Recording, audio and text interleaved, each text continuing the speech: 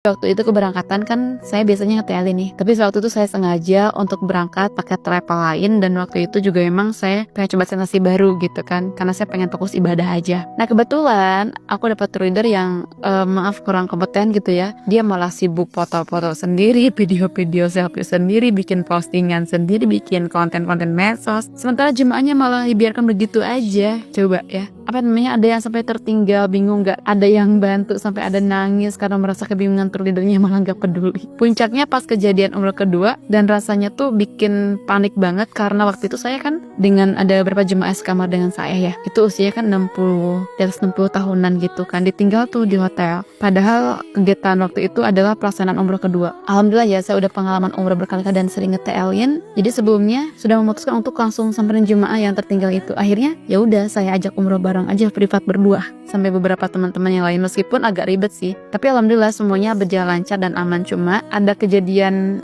kayak gini jelas banget jadi pelajaran buat kita gitu. Terkadang kita sebagai jemaah juga harus lebih waspada ya, dan gak bisa terlalu bergantung pada tour leader kalau mereka itu udah mulai kelihatan gak fokus. Tour leader itu kan seharusnya punya tugas utama untuk mengatur dan menjaga jemaah supaya semuanya lancar dan nyaman. Jadi kalau misalnya ketemu tour leader yang kelihatan sibuk sendiri sama urusannya pribadi, ya jangan ragu-ragu untuk mengingatkan mereka. Mereka ada di sana untuk kita, bukan malah sebaliknya gitu ya. Dan ini pelajaran penting banget, meskipun kita misalnya udah bayar paket umroh, tetap harus jaga komunikasi yang baik dengan tour leader kita dan pastikan mereka tahu keadaan kita. Kalau misalnya ada yang gak beres, gak masalah kok untuk bilang langsung supaya semuanya bisa berjalan dengan baik gitu kan. Jangan sampai kita jadi korban ketidakpedulian seperti itu. Jadi buat kalian nih yang mau umroh atau haji, hati-hati dalam memilih travel ya. Pastikan mereka benar-benar tanggung jawab dan gak asal-asalan. Kalau misalnya udah terlanjur ya tetap komunikasi, pastikan kita diperhatikan. Karena di negara kita sama negara Arab Saudi itu berbeda